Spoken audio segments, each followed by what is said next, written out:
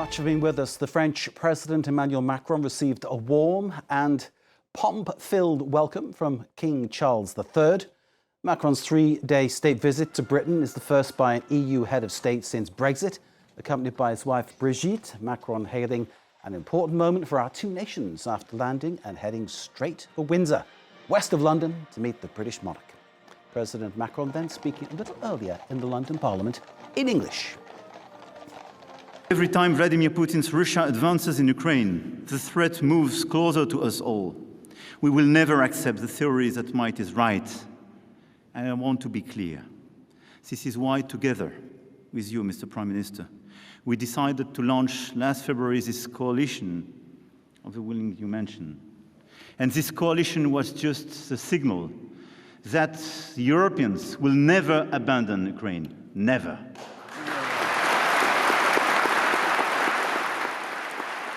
We are aware that a political way out is crucial, and I believe in the future of the two-state solution as a basis for regional security architecture, which will enable Israel to live in peace and security alongside its neighbors. But I want to be clear. Calling today for a ceasefire in Gaza without any condition is just telling to the rest of the world that for us as Europeans, there is no double standard. And as we are attached to human lives, as we are attached to territorial integrity, we want this ceasefire. Emmanuel Macron speaking earlier to the British Parliament. Let's bring in Benedicte Paviot. Benedicte, of course, our correspondent observing all matters for us in London.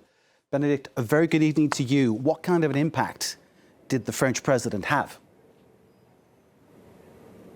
Well, this was a very wide-ranging speech from the visit for the first time since Brexit of a European leader in a state visit, and to get to the privilege as part of that state visit when there are only two per year is considerable, and part of that is to address Parliament.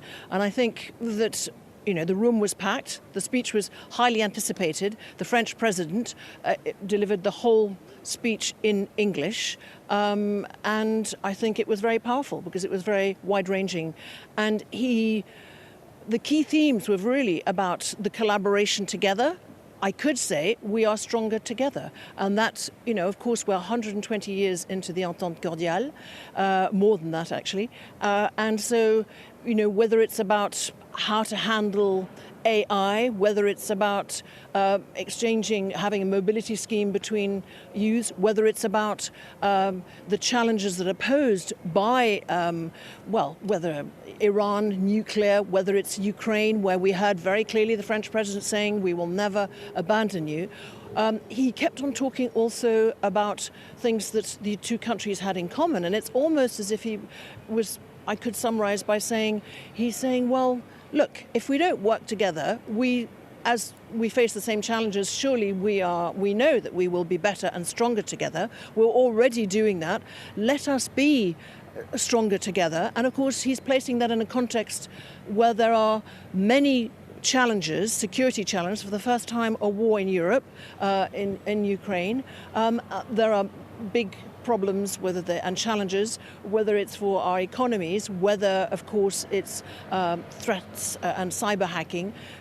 So very much saying sovereignty and our independence means that we are better strategically thinking together and working together, allowing for our differences. He regretted Brexit, but said that obviously he and the French people accept it, and that it has been implemented, and it's time for a reset, which is very much what Keir Starmer has been saying. And we'll remember very vividly the 19th of May when Ursula von der Leyen, the President of the EU Commission, came here, and that deal was struck between the United Kingdom and the EU. So I think, of course, it'll be analysed, and we'll see what the headlines come tomorrow. But of course, the big, so to speak, elephant in the room of this state visit is very much, if I may be allowed that analogy, is that of migration. That was always going to come up. And of course, what many people, politicians alike, and the population is waiting to see is what is announced in that UK Franco-British summit on Thursday in Downing Street, and what deal will be struck between the UK and France. He acknowledged that actually both countries face a shared burden, and he talked about gangs and people not being allowed to flout, he said, the rules, and that they were working very closely. But of course this involved other countries as well, and that it was important to address the root causes of that and the wider responsibility for the countries of departure and transit. The visit lasts for 3 days, Benedict. As you say, the importance of it can't be underestimated, and you've really globally told us all that it's about.